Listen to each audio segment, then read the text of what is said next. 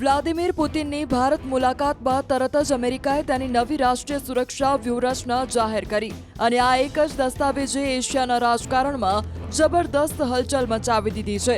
આ 33 પાનાના અહેવાલમાં અમેરિકાએ સ્પષ્ટ શબ્દોમાં કહ્યું છે કે ચીન તેનો નંબર 1 દુશ્મન છે, જ્યારે ભારત હવે તેનો ઇન્ડો પેસિફિકનો સૌથી મહત્વપૂર્ણ ભાગીદાર બનશે। આ વ્યૂહરચના જાહેર થતાની સાથે જ તમામ વૈશ્વિક રાજદ્વારી સમીકરણો હલી ગયા, કારણ કે આ એવો સમય છે જ્યારે રશિયા અને ભારત એકબીજાની નજીક આવતા દેખાઈ રહ્યા છે અને આવી પરિસ્થિતિમાં અમેરિકાની આ નવી વ્યૂહરચના ભારત, ચીન, રશિયા અને અમેરિકાની ચતુષ્કોણીય રાજનીતિને સીધી બદલવા જઈ રહી છે। તો ચાલો આ વિડીયોમાં સમજીએ કે અમેરિકાની આ નવી સુરક્ષા વ્યૂહરચનામાં શું લખ્યું છે, તેનો ફાયદો કોને થશે અને નુકસાન કોને થશે। સૌથી પહેલા તો એ સમજો કે NSS શું છે અને શા માટે જરૂરી છે। તો દરેક અમેરિકન રાષ્ટ્રપતિ પોતાના કાર્યકાળમાં એક વખત રાષ્ટ્રીય સુરક્ષા વ્યૂહરચના જાહેર કરે છે। આ દસ્તાવેજમાં આવનારા વર્ષોમાં અમેરિકા કોને પોતાનો મિત્ર માનશે, કોને દુશ્મન, કોના પર ધ્યાન કેન્દ્રિત કરશે, કયા હસ્તક્ષેપ કરશે અને કયા ક્ષેત્રોમાં સંબંધો વધારશે અથવા તોડશે તે અંગેની માહિતી આપવામાં આવી હોય છે। એવી જ રીતે આ વખતની NSS ડોનાલ્ડ ટ્રમ્પ વહીવટીતંત્ર દ્વારા જાહેર કરવામાં આવી છે અને તેનો લહેજો અત્યંત આક્રમક અને સીધો છે। આ રિપોર્ટ કહે છે કે અમેરિકા હવે દરેક જગ્યાએ પોલીસની જેમ નહીં ફરે, પરંતુ જ્યાં તેના હિતો પ્રભાવિત થશે ત્યાં તે શક્તિશાળી પ્રતિભાવ ચોક્કસથી આપશે। તો આ NSS દ્વારા સમગ્ર વિશ્વને સંદેશ આપવામાં આવ્યો છે કે અમેરિકા હવે તેના હિતોને સર્વોપરી રાખશે, એટલે કે અમેરિકા ફર્સ્ટની નીતિ અપનાવશે। આ રિપોર્ટ અનુસાર ચીન બન્યું દુશ્મન નંબર 1। NSS રિપોર્ટનો સૌથી મોટો ધમાકો એ છે કે અમેરિકાએ ચીનને સત્તાવાર રીતે પોતાનો સૌથી મોટો હરીફ અને દુશ્મન જાહેર કરી દીધો છે અને વ્યૂહરચના અનુસાર ચીનની આર્થિક, ટેકનિકલ અને સૈન્ય આમ ત્રણેય મોરચે અમેરિકા માટે સૌથી મોટો ખતરો બની ચૂક્યું છે। ઇન્ડો પેસિફિકમાં ચીનની વધતી તાકાતને રોકવી એ હવે અમેરિકા માટે ટોચની પ્રાથમિકતા બની ગઈ છે। આનો સીધો અને સ્પષ્ટ અર્થ છે કે આવનારો આખો દાયકો US વર્સિસ ચીનનો પાવર બેટલ જોવા મળશે। અમેરિકા ખુલ્લેઆમ કહી રહ્યું છે કે તે ચીનને રોકવા માટે તેના તમામ ભાગીદારોને એક સાથે જોડશે અને તેમાં ભારતને સૌથી મહત્વપૂર્ણ સ્થાન આપવામાં આવ્યું છે। ગઈકાલ સુધી ટ્રમ્પ જે દેશો પર ટેરિફ લગાવી રહ્યા હતા, હવે તે જ ભારતને, તે જ દેશને પોતાનો મુખ્ય ભાગીદાર બનાવવા માંગે છે। રિપોર્ટ કહે છે કે India is the key partner in Indo Pacific and global security, એટલે કે અમેરિકા હવે રક્ષા, technology, supply chain, Indo Pacific સુરક્ષા, ક્વાડ સહયોગ જેવા તમામ ક્ષેત્રોમાં ભારતને સેન્ટર સ્ટેજ પર રાખવા જઈ રહ્યું છે। હવે સવાલ એ છે કે આખરે આ બધું શા માટે? કારણ કે ચીનને સંતુલિત કરવા માટે ભારત જ એક એવી શક્તિ છે જેના પર અમેરિકા ભરોસો કરી શકે છે।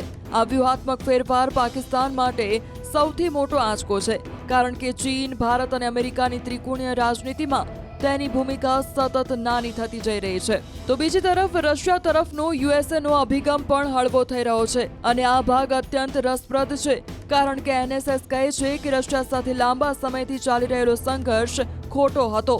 ફોરએવર વોર વાળી વ્યૂહરચના ખોટી માનવામાં આવી છે। અમેરિકાએ આ સ્વીકાર્યું છે અને દસ્તાવેજમાં જાહેરાત કરી છે કે અમેરિકા મોસ્કો સાથે સ્થિર સંબંધો બનાવશે।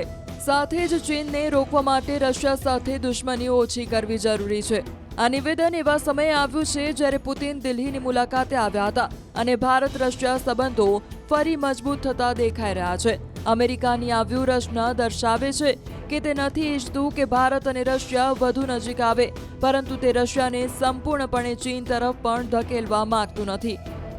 રિપોર્ટમાં એક મોટો સંકેત એ આવ્યો કે અમેરિકા હવે દરેક યુદ્ધમાં નહીં કૂદે, તે બિનજરૂરી સંઘર્ષોથી અંતર જાળવી રાખશે, પરંતુ જ્યાં તેનું હિત જોખમમાં હશે ત્યાં તરત જ લશ્કરી શક્તિનો ઉપયોગ કરશે। આ પરંપરાગત અમેરિકા ફર્સ્ટ વ્યૂહરચનાને વધુ મજબૂત બનાવે છે।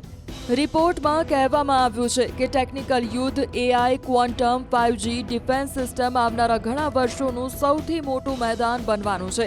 આવી સ્થિતિમાં ભારતને એક સ્થિર અને વિશ્વસનીય સહયોગી ગણાવવામાં આવ્યો છે, એટલે કે America defence manufacturing, technology transfer, AI સહયોગ, સપ્લાય ચેઇન શિફ્ટ સહિતના મુદ્દાઓ પર ભારતની સાથે આગળ વધીને કામ કરશે। તો સાથે જ ઇન્ડો પેસિફિક પર ફોકસ કરતા એનએસએસમાં કહેવામાં આવ્યું છે કે વિશ્વની લગભગ અડધી જીડીપી ઇન્ડો પેસિફિક વિસ્તારમાંથી આવે છે. તેથી આવનારા 30 થી 40 વર્ષ આ વિસ્તાર પર કેન્દ્રિત થવાના છે. અમેરિકાના મતે ચીન આર્થિક શોષણની નીતિ પર ચાલી રહ્યું છે. તેને રોકવા માટે લોકતાંત્રિક દેશોનું ગઠબંધન અત્યંત જરૂરી બની જાય છે. આમાં ભારતની ભૂમિકા મહત્વપૂર્ણ છે. તેથી દસ્તાવેજમાં ક્વાડને અપગ્રેડ કરવાની વાતનો પણ ઉલ્લેખ કરવામાં આવ્યો છે. ટૂંકમાં સમજીએ તો અમેરિકાની નવી વ્યૂહરચનાનો મુખ્ય લક્ષ્ય એ ચીનને રોકવાનો છે. તો બીજી તરફ ભારત સૌથી મોટો ભાગીદાર અને રશિયા હવે દુશ્મન નથી, માત્ર હરીફ છે. તો યુરોપને અમેરિકાએ ઓછો ભરોસાપાત્ર ગણાવ્યો છે. આવું પ્રથમ વખત બન્યું છે કે જ્યારે અમેરિકન વ્યૂહરચનામાં ભારતને આટલી કેન્દ્રીય ભૂમિકા આપવામાં આવી છે. તેથી તે ભારત માટે પણ ઘણું મહત્વપૂર્ણ બની જાય છે. તો ચાલો હવે સરળ શબ્દોમાં સમજીએ કે હવે કોને ફાયદો અને કોને નુકસાન. અમેરિકાની નજરમાં ભારત એક પિવોટલ પાવર બની ગયું છે.